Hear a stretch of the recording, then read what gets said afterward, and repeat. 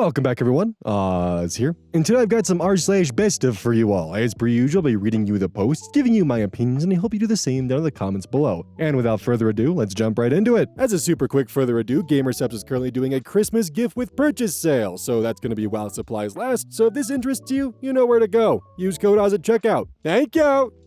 So because there is a non-zero chance there might be a little one wandering around here, if they are, it might be best to cover their ears or skip this one. Just so that way they can still have the holiday whimsy. That is your only warning. Okay. This post was collected by Peta Enigma. Original OP is Throw Ow Ow Ah. Posted in r/True Off My Chest, December 25th, 2023. Guy I'm seeing legitimately thinks Santa Claus is real. I think he actually believes Santa is a real person in some capacity and thinks he delivers presents to his family personally. I'm probably going to leave tomorrow because it's been awful so far, and I just want out. I'll call him Adam, fake name. Adam, 25 male, is from a pretty rural area up in the mountains, keeping it vague on purpose, and his family are what I'd consider religious extremists. He told me this before I, 23 female, came to see them for Christmas, that they were very religious, as are mine. So I thought it would be similar. I'm not seeing my own family, as I just have my abusive mom left and we're no contact. I've only been seeing him a couple months, and his beliefs have only came up minimally, and Santa Claus was not part of that, LOL. I don't even think we've mentioned it at all, despite walking around Walmart with Christmas decorations / holiday stuff on shelves, and him saying he wishes there was more Christmas decor. Adam and his family call Santa Saint Nick to start off with. He has a large family, and we had a lot of regular Christmas Eve activities all day, including cooking breakfast and dinner with his family, sitting around and playing with the children, going to church event around lunchtime. When we went to church, his mom would shake her head disapprovingly at some references towards Santa Claus the pastor made, and would whisper to his younger brother and her nephew next to her. I didn't hear what she said. When we made dinner, she told me to fix a plate for Saint Nick. And I laughed and said, "Cookies aren't enough?" And Adam shot me a horrified look. I felt the gaze of his mother, and she gave me this sort of fake smile and said, "No, hon, that's not a filling meal." So I loaded up about as much as I gave Adam and the men in his family and put it on a plate. His mom put tinfoil over it and put it in the fridge in the garage. At some point, about 2/3 of his family left. The children went to bed after about an hour of it being dark. Adam's mom told them to go settle into bed so Saint Nick can have his dinner and start to deliver presents. This gave me the implication that he would start his night here, rather than just stop by and have cookies and leave. I'm not sure. His mom read a couple passages out of the Bible about family as we sat around their wood-burning stove, and we discussed my family situation a bit. Adam's dad then told Adam, and I as well as his little sister, to go to the guest house to sleep. It was about 9 p.m. I changed in the bathroom and said my goodnight to them, and was about to walk out the door with Adam when his mom snapped her fingers and said, "Hun, you're forgetting the most important part of Christmas." Adam looked pale for a second before kind of nervously laughing and stepped back into the door, holding my hand. We went out into the garage where he grabbed the plate. I said something like, "She's really serious about Santa getting his food." Huh. Trying to lighten the mood. He squeezed my hand really hard and said, "Yes, I'd say it's serious." We went back in to microwave the meal, and we awkwardly stood there in front of the microwave, watching the plate turn around. I felt his parents' gaze on the back of my head. I said something again, I can't remember what, kind of lighthearted about Santa having a full stomach if he eats like this at every house. Adam gripped my hand harder than he did before, and the first sign of affection he had given me in front of his parents all night, and said, "His name is St. Nicholas, and he only eats his dinner here. Don't be disrespectful in our home." It sounds calm, all typed out like that. But the way he said it gave me chills. His parents didn't say anything, and I felt like I was going to cry. I left to walk in the backyard of the guest house, and his sister was waiting in this mostly empty living room area in there.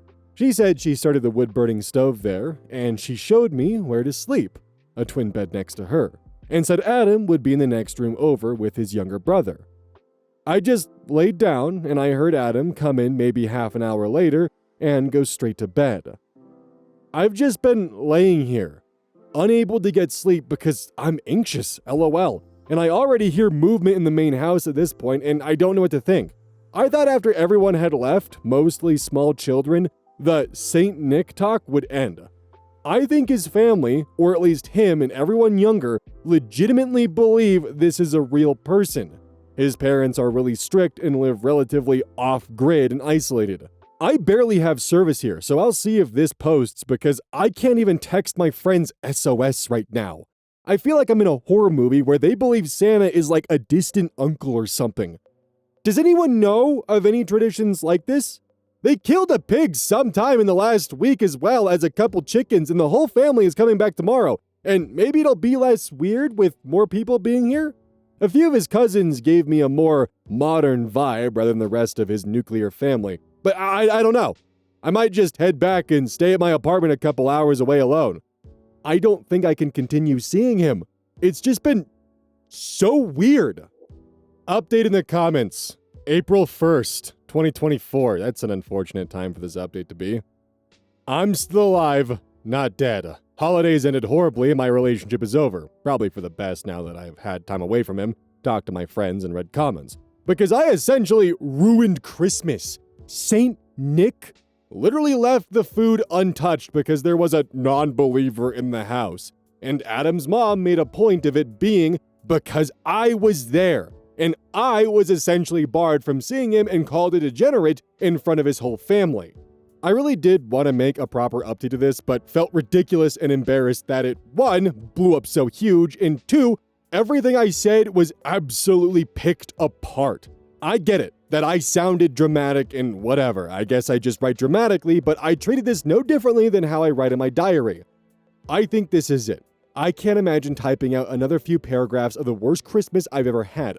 Completely alone with crazy religious nuts and in my feels only for it to be called a horror movie in the making. Like, yeah, I know. My life right now just sucks. Wish there was more to say or it was more dramatic for everyone wanting that, but I just didn't have it in me. Wish I had a real family and relationships that don't suck. Wish I had answers for you of why his family is so crazy on the holidays and aren't normal people that let their son date girls outside their borderline Amish lifestyle. I don't know. The end. So, the thing is, I feel like that if Adam did actually know that, like, this was a control thing and, like, what was going on was just completely crazy, that he probably would have warned OP to play along with it. But he didn't. He acted like this was just normal. My guess would also be that the reason why it took Adam 30 minutes to deal with the food was because he was probably being scolded or, berated by his mother. That environment scares me, and I feel horrible that OP had to experience that and pretty much had the weight of Christmas being ruined because they just simply existed. Also, the kind of funny implication that they acted like it should be obvious that everyone knows that St. Nicholas stops at their house first, to eat their mom's cooking before he goes and delivers presents. There are levels of control going on here and like puppeteering from the mother that makes my blood run cold. And yeah, I know that OP had to experience this, and I know that Adam is actively living through it, but this is just a horror movie. It's a horror situation to go through. Anyways, Merry Christmas? ? This post was collected by Miniboss. The original OP is Gay Geriatric Ghoul, posted February 7th, 2023 to r/legal advice. My mechanic closed his shop and disappeared with my truck. Wyoming. My mechanic, Bill, was taking forever to swap the engine on my old project truck. I paid half of the labor costs up front and have the receipt for $350. I wasn't surprised that it took over a year with COVID and whatnot. We live in buttfuck nowhere. Bill could check in with updates and I would find/purchase the parts the shop needed. I saw progress in the vehicle multiple times. They eventually got it running and said they just needed to fix the muffler to be street legal before I could pay them and pick it up. I gave them a few weeks, but never heard back. And in September of 2022, I still could not get in contact with Bill. Phone was cut off and the business said permanently closed on Google. Shop was empty. Bill had previously mentioned they were trying to move to an area about 15 minutes away. I drove around looking for a mechanic shop, but there wasn't one. Locals had never heard of them. At this point, I contacted the sheriff's office and reported it stolen. The officer with the report has been completely fucking useless. When someone told me they bought a car from Bill in a town over, I called and gave them that info. But they're not going to look for him. My first question is, was my truck technically stolen? Is this an arrestable offense? I feel like it's nuts to have to ask, but here we are. Second, if it's legally considered stolen, can I put up signs with his face? These are small towns, think population 5,000. Would it be liable to buy a billboard and title it, "Have you seen car thief? His name. Please call, phone number." I'm not asking whether it's a good idea, just whether or not it would be illegal. Could I sue him if I find where he lives? Can I threaten to ruin his reputation if he doesn't pay me back? Is that an illegal threat? Thanks for the advice, heart emoji. Edit, I don't believe it's likely he still has my truck. He has most likely parted it out, so I probably won't be getting it back one way or another. Update, February 21st, 2023, 2 weeks later. She lives, mostly. Well, thanks to y'all's advice, I've located and retrieved my truck from Bill. First, for those who asked, I tailored my Facebook page to look as much like a religious boomer as possible. But unfortunately, his mom never accepted my friend request. I even joined her church group, but Martha plays hard to get. However, after some sleuthing and the help of some of my girlfriends, plural, I was able to find his ex-wife, who was more than happy to help me. It just so happens she manages a bar I frequent, so I did have some good rapport with her. Never forget to tip, folks. She confirmed that he lives with his girlfriend, whose trailer I recently checked out and seen sheds at. She also told me where and when he works. Fortunately, I have never had to use that information because she called him and lit a fire under his ass. Bill gave me a call that afternoon and claimed he didn't inform me of his move because he'd gotten a new phone and lost my number. This had actually happened once before, so it wasn't entirely unbelievable. The man is dense as molasses. However, obviously, a sane person does not sit on someone else's car for half a year without any attempt to contact the owner. Social media, county clerk's office, sheriff's office? No! He parked it in his scrapyard with another woman's car he was working on. This other car was stripped for parts by the yard's owners. Bill is now on the hook for that car. I did verify this much. He claimed he moved my truck to his girlfriend's property so it wouldn't be stripped. He no longer does auto work of any kind. The world breathes a sigh of relief. I met Bill out towards the property, and he showed me where he parked my truck. Parked is a strong word. I am unsure how he physically managed to get it on that hill. The tow driver said the skid steer loader next to it was likely involved, but I still have questions that will need to wait for God. On the phone, Bill had profusely apologized, and he did the same in person. I stayed in my car while he was there. He'd lost the key, but bought me a new ignition. He did offer to continue working on it, which I laughed at. He also offered to get my $350 back, but by the look of his trailer, he and his kids already eat enough armadillos to roll up when they hear the dog bark. I've decided not to sue since I've got bigger, unrelated problems to deal with at the moment. I called the sheriff's office and informed the officer, who worked so hard on the case, that I had the vehicle back in my possession. They did ask how I found it, which I was delighted to respond with, "Wouldn't you like to know?" without further elaborating. The truck itself is a bit worse for wear, but mostly in one piece. It's missing a few parts, but my brand new pricey tires are still sitting in the bed, and they would have been the easiest thing to pawn off. It's currently at a highly recommended shop about an hour away, getting everything hooked back up.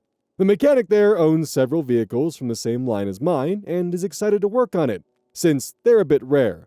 I'll try to post a picture of it later since Reddit is being a dick right now. Too long didn't read. I tracked Bill down through his ex, retrieved my truck, and should have it running soon. I still have 2 questions. If I find out later, say next week, that the damage was more extensive than initially thought, could I still take Bill to small claims court? If so, what's the window I have to make sure everything is in order? Last, my vehicle was in Bill's possession for an extended period of time under suspicious circumstances. If a crime was committed with the truck, could I be held liable? Well, assuming OP didn't have any updates after this regarding their truck, I would assume that they're in the clear. I also did check to see if they had a photo of the truck, which I was kind of hoping to see, but there unfortunately is not one. But considering their name is Gay Geriatric Ghoul and they've got several girlfriends, I hope OP's doing well, and her writing style was absolutely delightful. Tell your several girlfriends I said hi. This post was collected by Too Hot, Too Heavy. Original OP is PWO Jax and r/relationship advice, posted December 25th, 2018. I, male 32, ruined Christmas, and I have no regrets. Is anyone else's family this dysfunctional? Every year there's an argument in my family, and after 32 years, I was the one who blew up for the first time. Long story short, I'm half Korean, half white. My mom is Korean, my dad's side is white. So, we only have my dad's side here in the US. For years, I watched some of my dad's side speak down to my mom. They never invite her to things. Me and my brother have always been treated like outsiders by some family members. And to be frank, I don't care how I'm treated. Every year we always bite our tongues and survive the holidays because it's 2 to 3 times a year. We repeat the process and don't expect much from these family members. My mom even buys gifts every year for these family members. She gets nothing in return and never complains. My white grandma is 80, and she's the only thing anchoring us to some of these family members. 3 times today, I watched a family member, aunt, raise her voice to my mom. Speak to her as if she doesn't speak English and shut her down over simple questions like, where should I sit? I watched my mom quietly recoil and I couldn't stand to see it again. This aunt does it the most, and I finally blew up. I yelled so loud everyone stopped what they were doing. I told them enough is enough, to start treating my mom with respect and as an equal in this house, to stop speaking to my mom, who's lived in the US for 35 years, like she doesn't speak English, and stop shutting her down over simple questions. I watched it happen year after year and will not allow it to happen anymore. My aunt stomped away and was so upset she left. As she was leaving, I walked up to my aunt to hand her my mom's yearly gift to her. I said, for 30 years, I watched my mom give you a gift every year. I watched her speak to you as an equal with respect. I've never seen you treat her with the same. She didn't say anything, but before she left, she apologized to my mom. Before I left, I apologized to everyone and explained why I was upset. Everyone was shocked how mad I got. I felt like everyone understood why I was mad. Prior to this, around Thanksgiving, I spoke to some family members about how I was hurt they never included my mom on family things or even texts about family emergencies, which they have been trying to do more. After blowing up, it made things awkward. People trickled out early too. Now my grandma is talking about not doing Christmas anymore due to the constant family drama. I feel bad, but I've never felt so proud to stand up for my mom. Does anyone have any advice on this, handling rude family? Should I do something else? Edit. 12/26/2018. Typos, wordiness, and update below. Mom's reaction. On the car ride home, my mom expressed some words about my aunt which she never does about anyone. She's always taken the high road. It's a very Korean Christian mom approach. My mom's method of being a pacifist is very much an older immigrant/Korean/boomer approach too. It's taught me a valuable skill in life. I don't regret picking my battles, and that's why I'm so appreciative of being Korean/white. After we left, she gave me a very long mom hug. She didn't say anything, and asked me if I wanted my favorite Korean dish. Where is my dad? He was in the other room. Yes, my dad could have done more over the last 35 years. He's got in arguments with everyone, my whole life, including this aunt. We'd be fighting every year with someone new if we didn't pick our battles. We would have stopped going years ago, but Mom wants to go out of respect for my grandma. My dad is the only one who isn't petty about dumb shit.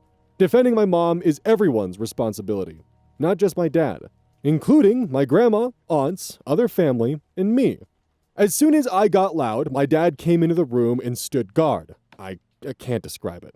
There wasn't much for him to say or do because he didn't hear it. I was quick to unload, and my aunt immediately walked away because she was embarrassed. My white side has a keep grandma happy approach, which is dumb.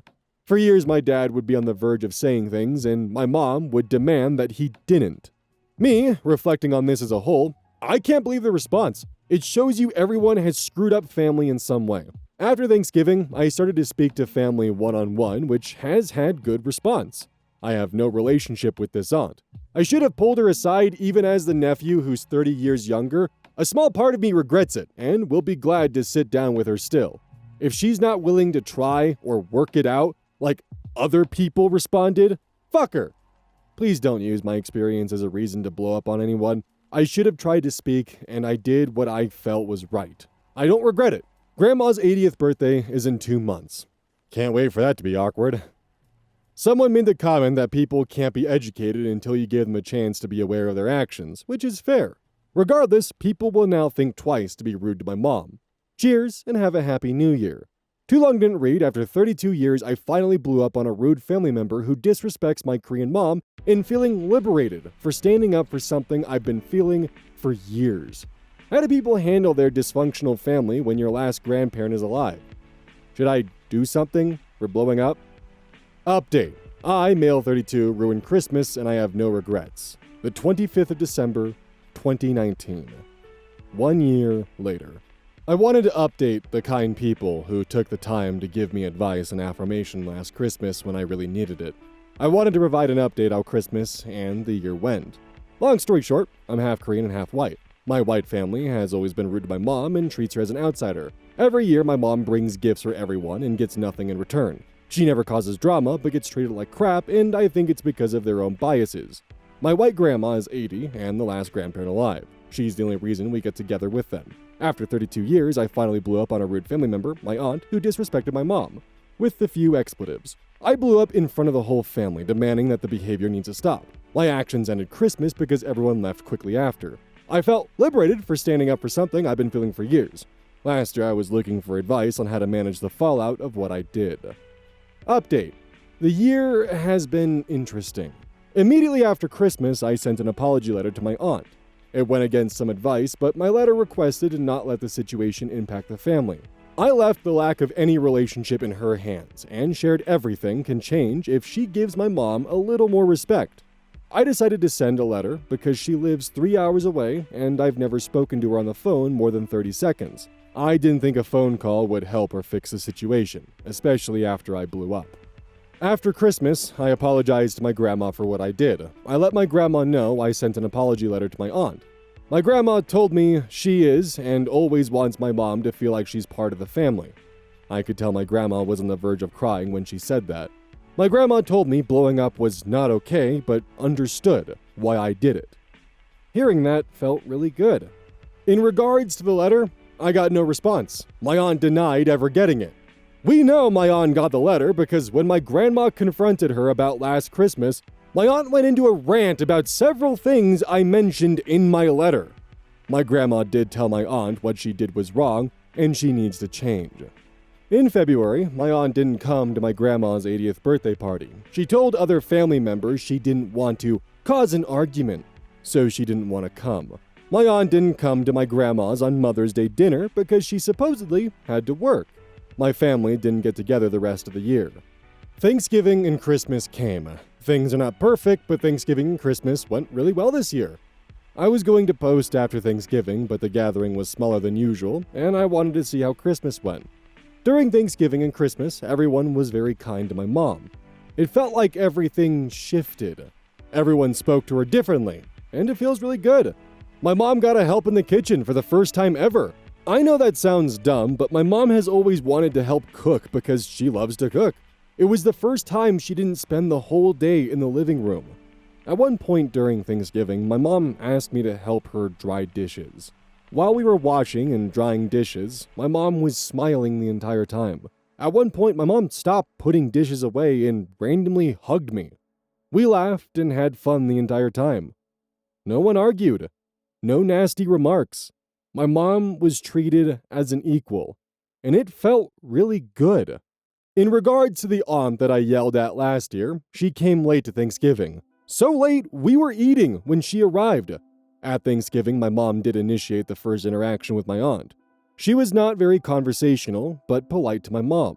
My aunt didn't look at me the entire time. When she arrived, I went to say hello, and she turned away and kept her distance the entire time. She basically stayed in a different room the entire time. She also left early and was the first to leave. The best part? I don't care. I apologized and left the future in her hands. If she treats my mom well, she will get nothing but respect in return. Christmas was as if nothing happened. My aunt didn't really talk to me, but she was incredibly nice to my mom. I'm okay with that. Both my parents said they have never seen my aunt so nice before. My mom got to help in the kitchen just like Thanksgiving. This year, for the first time, it felt like my mom was an equal in the family. Everyone was incredibly nice. No arguments, snide remarks, or drama. I regret yelling, but it changed everything. I think it put everyone on notice that they need to change. There was a lot of questions and comments about my dad. The comments were hard to hear, but true. It helped me reflect on what my dad has/hasn't done. The truth is, my dad has been the glue of the family for years. He spends so much time being the middleman and trying to repair issues. At times, it's been at the expense of my mom. Regardless, my dad's lack of actions over the years doesn't make it right. Over the summer, I told my dad what I felt. I told him that I was disappointed in him, and that his family has never been kind to my mom. I told him he should have done more. My dad didn't take it well, but he told me I did the right thing. My relationship with my dad is complicated. I know, though, I'm not going to make the same mistakes he has. We are different people, and I will do whatever is needed. If you're reading this and have a similar situation, if you have people or someone rude in your family, try to take a moment to sit someone down, hear them out, and try to do the right thing from the start. When you have the convo, stay calm. If they're not willing to hear you, then make it known. Blowing up could have gone either way, and I'm lucky it fixed things. Try to loop in other family members before or after so they understand your reasons and can back you for your choice. My post last year gave me an affirmation what I did was right. Follow your heart. It might fix years of issues. Too Long Didn't Read last Christmas, after witnessing years of rude behavior towards my Korean mom, I blew up on an aunt in front of the entire family. I demanded the behavior need to stop, with a few expletives. After I blew up, it ruined Christmas. I tried to take the high road and apologize. The year was quiet, and my aunt avoided the family until Thanksgiving/Christmas. Everything with my family has shifted, and my mom is treated really well, for the first time that I can remember. I'm glad I did what I did. Thank you for the advice. Update 2021. Because of COVID, my grandma is in her late 80s and in declining health. We don't do holidays together. In early 2021, my brother and sister-in-law moved back from Korea during COVID in 2020. We made Christmas amazing. My sister-in-law is from Korea, and we made Christmas amazing for her. We made her a full member of our family. We haven't even seen my father's side. Now, we do Christmas with just my parents, no extended family. My parents cook Thanksgiving and Christmas dinner. I feel bad my grandma celebrates with only one aunt who looks after her. In some ways, I've come to realize she contributed to the dynamics too. I truly love the holidays now. I'm now seeing someone and our families hang out. In some ways, my mom gets to be the head female for the family. She doesn't have to hide anymore. I am definitely glad that OP called the aunt out and, in a sense, the entire family, because the thing is, we all know that if she was white, there wouldn't be a single issue going on. Things would just be churning away as normal. But because she wasn't white and was in fact Korean, they spoke down to her, acted like she couldn't speak English, actively cut her out of activities as if she was a temporary fixation of the family for 30 years. Part of me wonders that with OP yelling at them and pretty much calling them on their bullshit, they had to have the realization of, Oh, fuck, we've been being racist for 30 years. Oops. And I really hope they just had to kind of suffer through that realization and the understanding that, yeah, y'all really were those kind of people for 30 years. Even though now you're acting cordial at family events and gatherings, you still gotta sleep at night knowing that that was once upon a time you. Personally though, I think that OP snapping about this behavior was the right choice to make. Because, yeah, you can sit down with people and try to have a conversation, but for the subject matter that was going on here, I don't know if a cordial conversation would have actually made any progress. Sometimes you just gotta embarrass a motherfucker so they realize that what they're doing is unacceptable. Hey, welcome to the outro. Don't forget this whole thing is basically brought to you by GamerSupps. If you like caffeine, then I can't recommend GamerSupps enough. Use code Oz at checkout to support the channel. And I do actually use this product. It's replaced all other sources of caffeine for me because I feel good. It doesn't have any of that extra stuff that a pre-workout blend might have. It's with a couple of the extra things to make it so you don't crash as hard. It's good. I like it. Personally, if you really want a good flavor, try the Soda Pressing Pear or even the Dragon Fruit Punch. Those two are my personal favorites right now.